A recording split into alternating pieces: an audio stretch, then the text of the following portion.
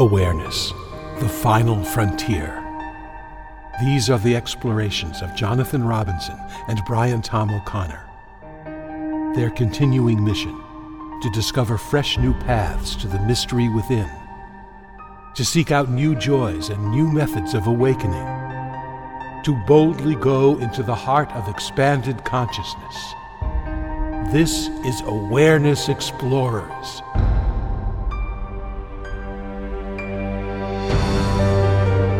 Welcome back, fellow explorers of the inner realms. Good to have you again. This is Jonathan Robinson, and I'm with my co-host, Brian Tom O'Connor. We got the timing of that down pretty well, Brian. Yep.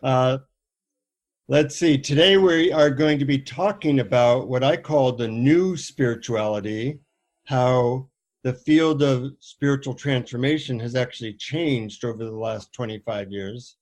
And the way this topic got into our consciousness was, many of our listeners might know that I wrote a book called The Experience of God, in which I interviewed 40 spiritual leaders, ranging from Mother Teresa, the Dalai Lama, and everybody in between. That was in 1994. And I was going over the book. I'm going to republish it soon under the title Opening to the Infinite. But as I was looking at the answers, I realized how different they were than the answers we're getting from people nowadays, and how the entire field of spirituality has really changed as much as computers have changed in the last 25 years. So as I introduce this topic, Brian, I always ask your first impression of what comes up when I talk about how the whole field of spirituality has completely transformed. Well, I have not been in spirituality for as long as you have. And when I first got into it, it was really the non-dual area that I became involved in. So it wasn't like there was a lot of other kinds and types, although, of course, I sampled all sorts of crazy and esoteric things before discovering this.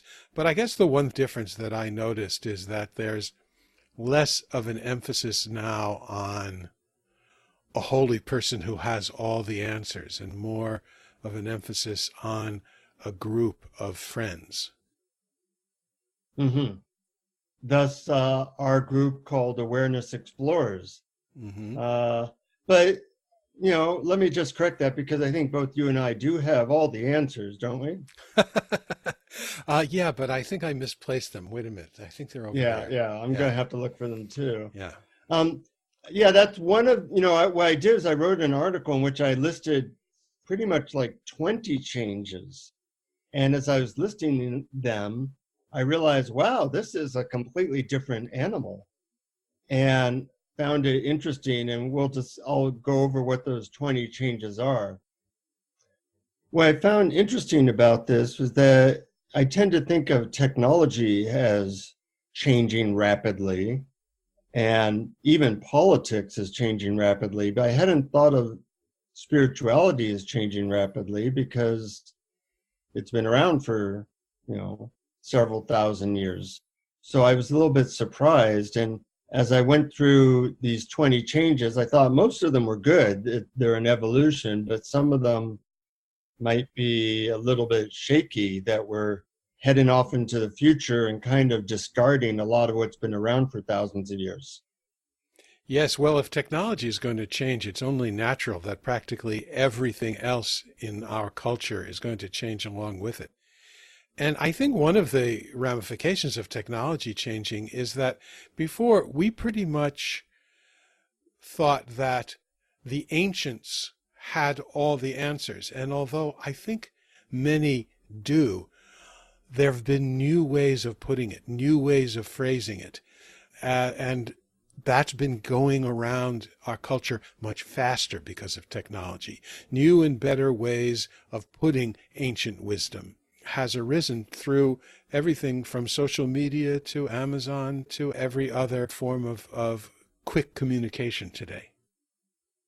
And some of the ancient wisdom probably doesn't work anymore, because the conditions are so different and the people are so different. It might have been easy back a couple thousand years ago to spend an hour meditating or just, living in nature and being quiet. But with, 100 emails a day and a couple of kids and a mortgage and everything else, it might be that completely new ideas and methods are needed to be appropriate for this day and age. Yes, that's true. And also, there was always an idea that it would take many, many years, and in some schools of thought, even many, many lifetimes. And that idea is changing. And the reason it's changing is because people are sharing their experiences and confirming that it does not necessarily take many, many years of arduous effort to realize our true nature or to become enlightened, or however you want to define it. Yeah, I think of it as the conditions have in some ways gotten harder, meaning the fast pace, constant stimulation of modern day life, that grace or whatever realizes, well, these poor slobs, need more help. And so we'll make it a little bit easier. We'll increase the effectiveness of the methods, the dissemination of the methods. And so instead of it taking 10 lifetimes or 10 hours a day of meditation for 40 years, we'll see if we can give them these 10-minute meditations and have a transformation there, which seems like a nice thing for Grace to be able to do in our ridiculously busy times. Well, if that's the case, then of course it is a marvelous thing. I found it interesting that I hadn't actually realized how much things had changed. Remember, like the metaphor of a frog going from normal water to like boiling water will definitely jump out because they recognize how big of a difference it is. But if you put a frog in water and then slowly turn up the heat, they'll boil to death because they never notice how much things have changed. Mm. And I'm thinking that a lot of people haven't really updated their spiritual techniques and ideas to match with the latest, quote, technology of awakening. Well, that's so part sure. Part of what I want to do today is mention some of the old versus the new, and in our guided meditation later, give people an invitation to potentially update their beliefs, their ideas, their methods of spiritual growth. Well, I'm really curious about your list of 20 items, and I think we can use that as a jumping off point. Okay. Well, one thing I noticed is that today people are less religious. According to the Gallup poll, less people are going to church, but more people are into a open spirituality that's not religiously oriented, or more of an awakening spirituality. And I think that's mostly a good thing because religion was not working for a lot of people. Now there's an option to still be focused on your spiritual growth without having to go to a specific church. And I think that's a really good thing as long as it stays focused on our direct experience. Mm-hmm. Dogma is not necessarily something that's going to really bring about a deep change within. But if we try some techniques and see if they do bring about either peace or quiet or stillness or joy or bliss, then we can use that as our own internal guideposts. Mm-hmm. Of course, the disadvantage is that church was a social institution as well, and sometimes it's hard to connect with like-minded people. We do it over the internet or podcast, but it's nice to have a place where you can go and you meet people who are connected. I know you do that through some of your meetups, but not everybody has that opportunity. That's right, and it's always a shame to throw the baby out with the bathwater, because religion has a lot of positive effects in culture as well as some serious negative ones. Yeah. But that is a major change. Another one is there's less focus on authority, whether it be church or gurus, and more of a focus on listening to your own intuition or inner self and doing what it says. And I think, once again, everything has a plus and a minus. I was with a guru for 26 years, and there were definitely pluses and minuses to that. But now I see everybody's kind of like, well, I just decide everything on my own. And I'm actually somebody who thinks, that's not always a good thing. Sometimes it is, and being part of a guru that's very cult-like isn't a good idea. But I think the fact that we don't trust authority as much nowadays has had a major impact on spiritual growth. It sure has. And for my experience, I certainly, when starting out, wanted a teacher, wanted someone who really could point me in the right direction, because I didn't know. I was determined not to be depressed and sad and upset and neurotic, and I needed someone to really help point me in the right direction. I was lucky enough to find people, though, who were not dogmatic, who said, you don't need to believe what I say. You need to go within and try it. And that's huge, I think. Yeah, it's a difference between a guru and somebody who's pointing the way.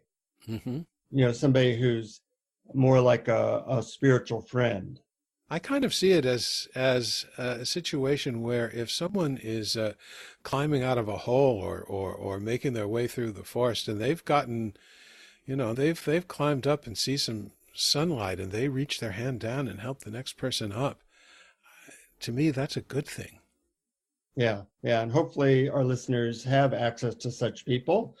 And you and I serve that purpose to people, either through our coaching or through this podcast.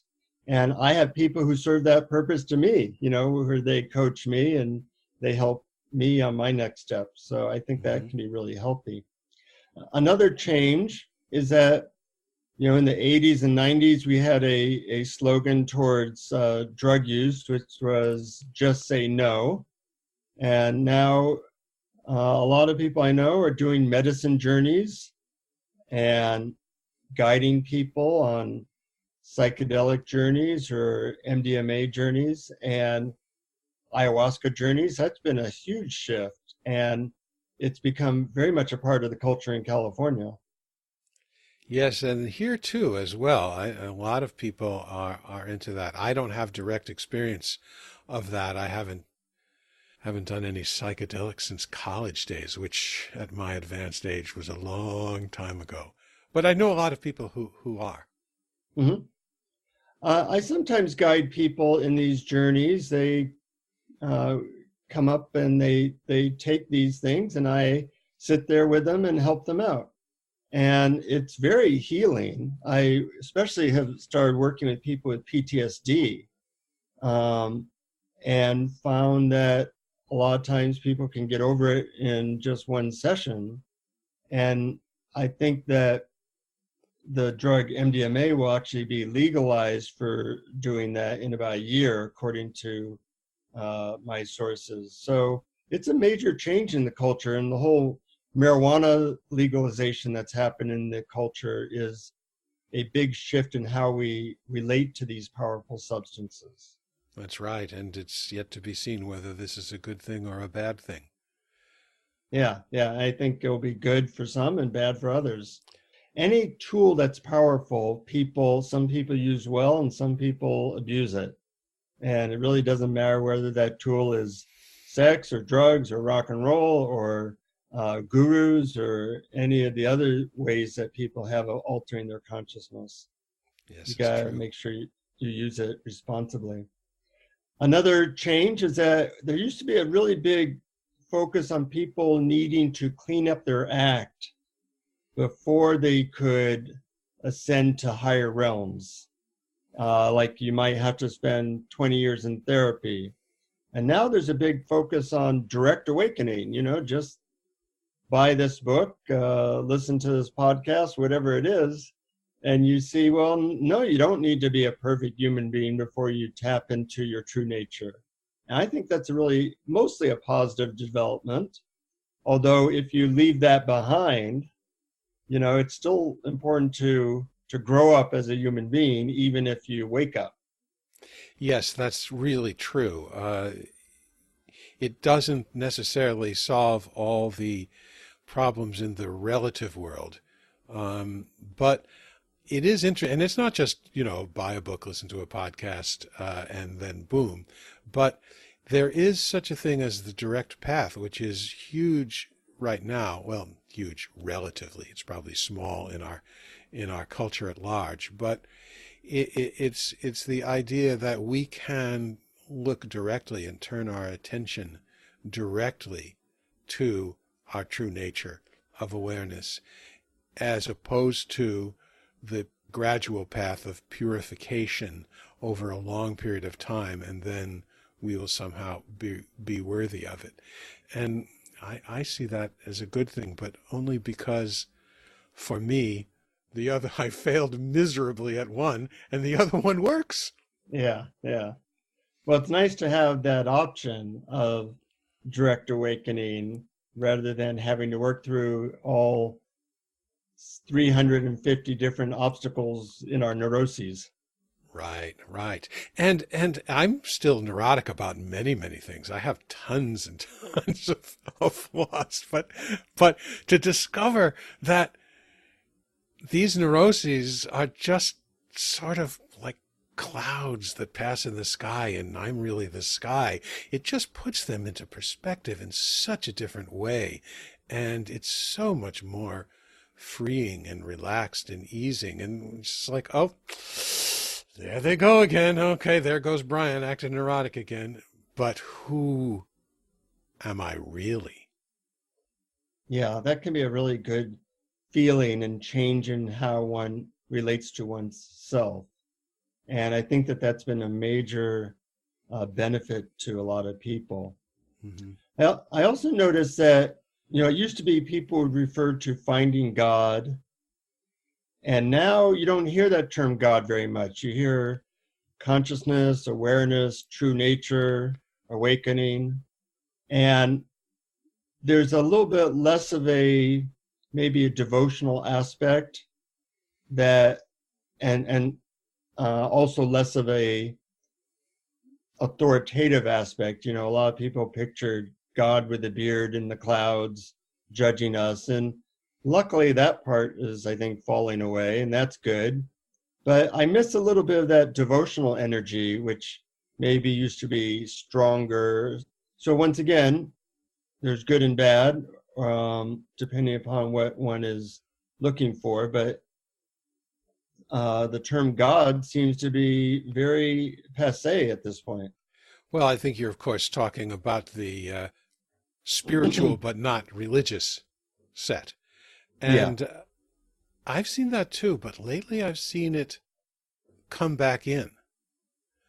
I've So seen God some goes in and teachings. out of fashion. God goes in and out of fashion, just like anything else. But the big shift, I think, is and this is, of course, not completely, not universal or widespread in any means, but I've seen it in a small circle. The shift in the idea that God is a being out there, Mm-hmm. as opposed to all there is, as opposed to the universe, as opposed to consciousness itself, which means that God is within us, and that actually it may be that God is what's looking out through our eyes. And so some people do bring back God. The problem, of course, with God is that I think for 99.9% of the people, an image immediately pops up of a being that's out there that's separate from me. But the real mystical movement that I've seen change is the movement towards the connection with that divine within, Yeah. and the non-separation from the divine. I like your point. You're basically saying that our conception of this word God is changing and evolving, and hopefully in a way that is very helpful to people. Yes, I think so, or at least in the small circle that that we travel in. that's right. I don't know about the culture at large. I couldn't say. Yeah, yeah. Also, there's been less focus on sin. You don't hear a lot of people in our group of friends talk about sin. And even in the mega preachers on TV, there's a little bit less focus on that and more on self-love and spiritual healing. And that, I think, is mostly a good thing, because telling people how terrible they are does not seem to be either greatly spiritually motivating or help people to feel good about themselves. Right. I think it creates a lot of trauma and guilt and shame. But one real quick thing about sin that I heard recently from a spiritual teacher talked about that they believe that the original word repent, our English translation of that is repent, and we think that means stop sinning or ask for forgiveness of sins. But in this theory, the original word meant to turn around. Mm-hmm. And they feel that the meaning of repentance is actually turning attention around. The kingdom of heaven is within. So you're really looking within. And to me, this is the biggest shift of all, is the turning within instead of without. And of course, this is kind of like what I was saying with your last point, but it's similar. Mm-hmm. Yeah, yeah. Just a couple more changes I've seen in the last 25 years. 25 years ago, there was more polarization, I think, in terms of there being one right way to God or spiritual growth. And according to polls, now people are more tolerant that, you can be a Muslim, a Jew, a Christian, go to this church, that church. I think in this highly polarized society, this is one area where we've actually made progress and said, you got to do what's real to you. Yes, I certainly hope that that's true. It does seem that there is progress. I hope that it continues and becomes widespread. Because we, in this multi-eclectic approach to spirituality, are the one right way. And as long as everybody else agrees with us, then there's definitely progress there. No, it slips in. Every group still thinks that they're the best, but the others are at least tolerable now. Mm-hmm. So, and the last one I'll mention is there's less focus on having the right beliefs and more focus on the practical embodiment of spiritual values in everyday life. And I'm going to take a firm stand and say that's a good thing. I'm with you. There we go. And we're right. We have the one right way, and don't you forget that. That's right. We're right about this. But yes, and to me, this is the biggest one of all. The shift away from dogma to direct experience. And it's not so much that it's new, because every religion at its root came from a mystical path. And the mystical path was a direct experience. And it was only after that that all the political stuff, all the hierarchical stuff, or all the moral stuff, and all the positive cultural coming of age rituals and all that kind of stuff, and the charitable part of religion. So good and bad, there's good and bad in religion, but it's not monolithic. And at the root of it all is actually direct experience. And now I believe that's coming back more and more. Yeah, even churches that are focused on just ideas, they're losing membership. People want to have an experience. And I think that is, for the most part, helpful. The other change that has happened is the power of the internet. Everything's available all the time, often for free or low cost. But the danger of that is that you can go 1 inch deep on 30 different things rather than dig your well deep into something that really transforms you.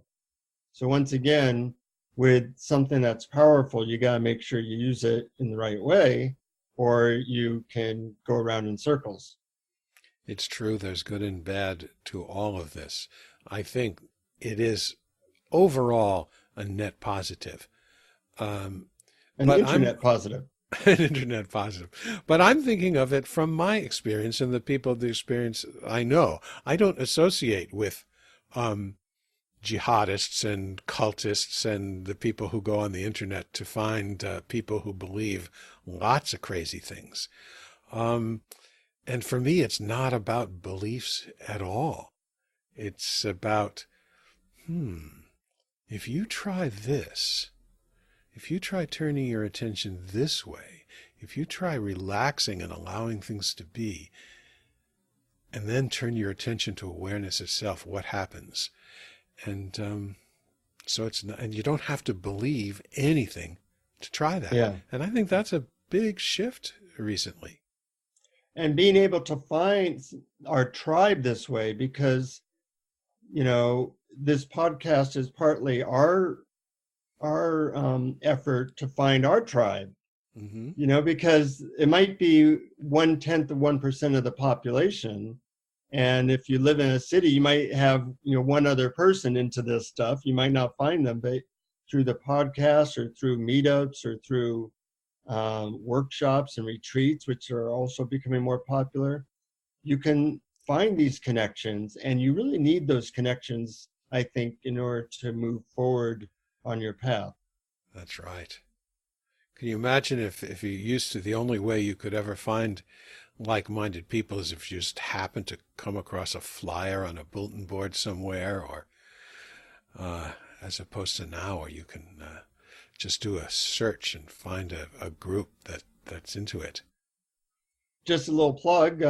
If you're into these things, tell your friends about and tell them to listen to Awareness Explorers. That way you'll have your own discussions and reminders and things like that, because I think that is a key part to moving forward on any spiritual path. We're not talking about creating a church and a dogma, but being a fellow or finding fellow explorers is really very heartening, and I think also very practically effective. Explore together, or in the words of E.M. Forster, only connect. Mm-hmm. Mm-hmm. So whether these are good or bad really depends on how you approach them. Technology often is 2 steps forward, 1 step back. And I recently wrote an article called, "Is a Certain Technology Your Friend?" And just to summarize it, you know, if it brings you closer to your heart and wisdom and peace, it's probably a friend. If it is used for distraction or makes you stressed out, it probably isn't. You know, you can take something like Facebook. How to use Facebook? You know, some people use it to just go through their friends' recipes and what they ate for breakfast. And some people use it to find deep friendships and help for non-dual awareness. Those are very different aspects of using the same technology. Yep. So I encourage people to look at these things and ask themselves certain questions. And in fact, in today's guided meditation, I will help people to do that. But any last comments you have, Brian, on this sweep of ever-changing new spirituality? I think that the main thing is to look around, be discerning, make sure that there are not a lot of promises that seem impossible, and there are not a lot of demands on you, and that the people that you are learning from seem honest, seem loving, seem caring, seem unpretentious, and encourage you to try it for yourself and see what works, as opposed to believing them, which is, of course, just a summing up of all that we've said before in this podcast, or at least in this episode. Yeah, that's good advice. So in this guided meditation that I'm about to lead, it will be important for you to have a pen and paper nearby so that once you leave the guided meditation, you'll write down some answers to questions that I will be asking you. I'll play along and grab a pencil and paper right now. Good. And I believe that people have certain answers available to themselves if they just get quiet and are asked the right questions. So make yourself comfortable and close your eyes if you can. Feel yourself in your seat. Feel your entire body relaxing under the weight of gravity that is allowing all your muscles to relax in your seat. I'd like you to begin by imagining that you're at the top of a set of stairs. I'm going to count backwards from 10 to 0 as you relax further with each number that I count and each step that you take down the stairs to a deeper level of mind. Starting at 10, you can take a step down to 9, now to 8, relaxing more deeply with each step that you take, and each number I count back, letting go of concerns of the day and just being here now with your body, listening to me in the background, taking a step down to 7, now to 6, 5, deeper with each step and each number that I count, reaching a deeper level of mind. 4, 3, feeling a little bit of the silence within, even if you have thoughts and other distractions, getting in touch with some quiet within. 2, 1, and now 0. Being in touch with a little bit of quiet, your higher mind or intuition. As I ask you some questions, I'll give you about 30 seconds after each question to just listen for any answer that comes up for you or feels right, feels good in your body.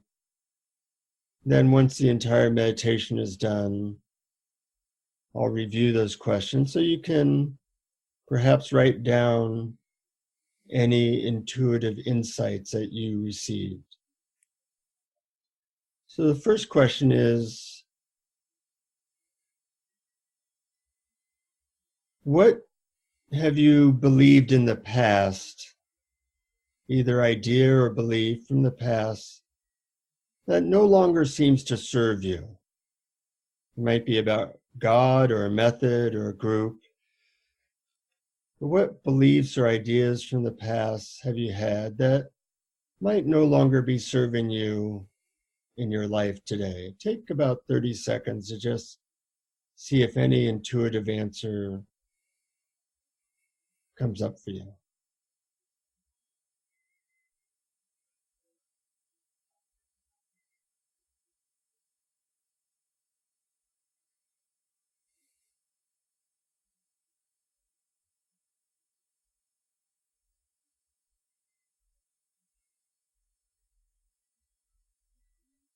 What else have you believed in the past, maybe as a child or adult, that no longer feels right or no longer serves you?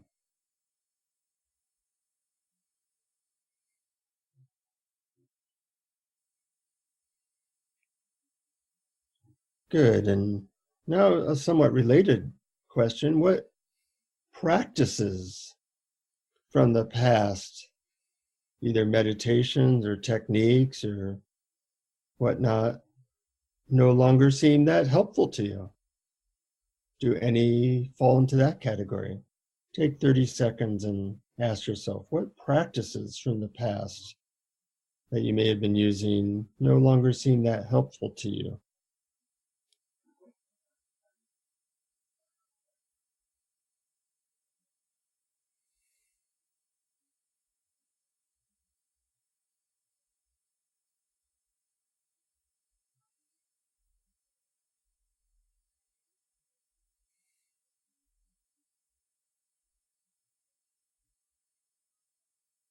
Just listen for anything that feels or seems right to you.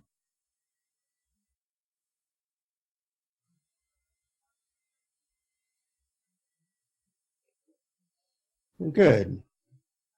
Next question. What group or person might help you to move forward in your spiritual practice at this point? What group or person do you feel might serve you now? Just listen for any intuitive answers that might feel right.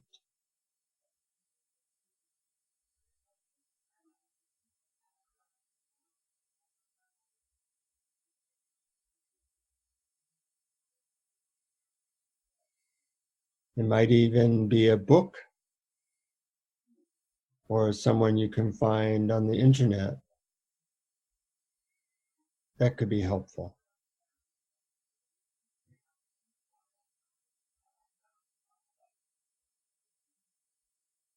And the last question, is there a practice that you've been attracted to? Maybe you've used it, maybe you have not, that you think would serve you at this point in your life? Is there some kind of specific practice that you'd like to focus on that you think might be helpful to you? Just take some time and listen for anything that feels right.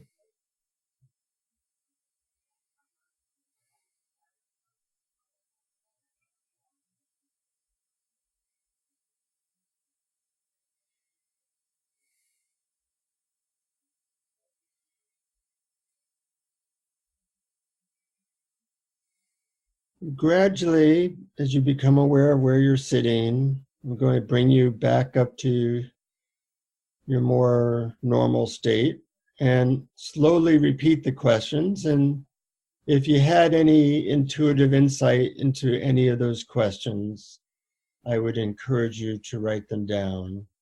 So imagine yourself at the bottom of a set of stairs. I'll count from 1 to 10, 2, moving up the stairs, 3, 4, 5, becoming more alert, 6, becoming more aware of your surroundings, 7, 8, 9, and 10. You can slowly open your eyes and hopefully find a pen and paper nearby. I'll just briefly go over these questions, and if any answer appeared for you, just jot down a couple of words to help remind you. The first question was there any belief or idea from your past that no longer seems to be serving you? Anything arose, just write a couple words.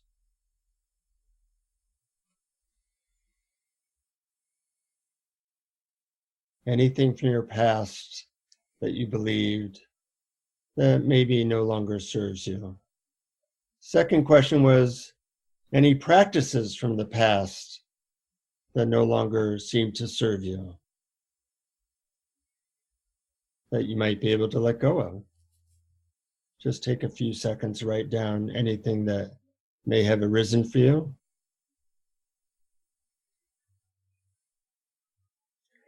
Third question was, are any people or groups that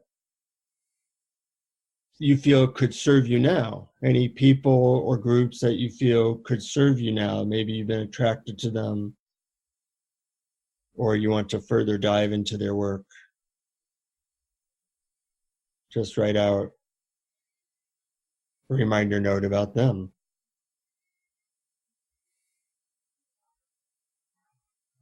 And last one was any practices that might serve you now that you've been attracted to and would like to more focus on or learn about. Any practices that you feel could be beneficial to you.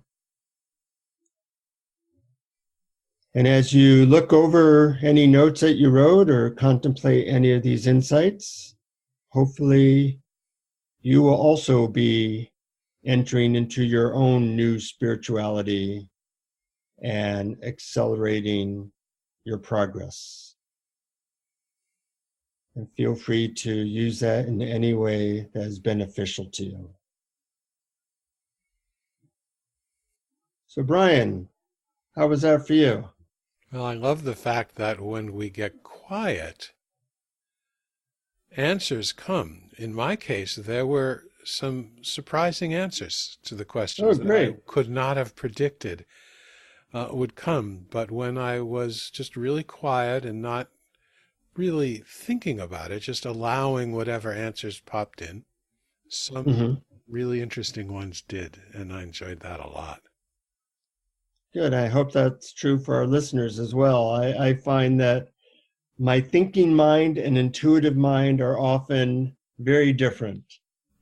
Yes, that's absolutely right. I think of it as when our thinking mind is so busy, there's a one-way stream going back from the world and our thinking mind back to awareness. And when we quiet that down a little bit, then there can be a two-way stream. So there can be a flow from awareness, which of course is connected to the vast universal consciousness, so that we can actually gain insight from that in a two-way stream instead of just the one-way stream of thinking, planning, figuring out. Yeah. Listening to either God, intuition, or higher self will never go out of style. I hope not. So I encourage people to go to our website, awarenessexplorers.com, and there's about 40 other meditations there. Tell your friends if you're a giving person. A lot of people could use some peace, some love, some awareness in their life, and it's nice to share that gift with other people, especially when it's free. Of course, Brian and I do awareness and awakening coaching. And anything else you want to add, Brian? I only want to say that thank you very much for listening. I so appreciate hearing from and knowing about people who listen to these podcast episodes and feel that somehow in some small way it helps them and brings about a little bit more joy, peace, and happiness. So I'm very grateful to you for listening. Yeah, me too.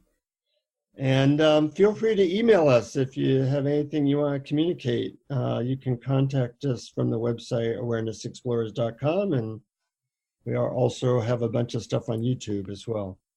Thanks to your technical help, because I really appreciate what you do that way. Well, you're very welcome, and as I said before, often it's fun to sort of figure out how to do things technically, especially when you didn't know how to do them before. Yes, maybe there's a little bit of a hump of frustration, but when you get past it, it's marvelous. And the only thing I wanted to add is that, of course, all of these episodes are free on our website, are free on practically every podcast host known to man, from Apple Podcasts to Spotify, and also on YouTube. However, it does cost money and time to put them together. So on our website, we have a donate button on every page. So if you have the wherewithal and you're so moved, it would be nice to get a little support that way as well. Yep, I concur. Otherwise, keep listening for free, and don't feel bad about it. We'd rather have you than not. Yeah. So I think that's it for today. It's a wild, wacky, ever-changing world out there, and it's good to keep the exploration going, staying current, and as always, keep exploring. Keep exploring. Thank you for listening to Awareness Explorers. To learn more, you can check out our website at awarenessexplorers.com. Please subscribe to our podcast on iTunes, Google Play, or your favorite podcast app. And we'd love it if you would post a review. And please share our link on Facebook and with family and friends, because knowing yourself as awareness is the greatest gift you can give yourself or someone you love.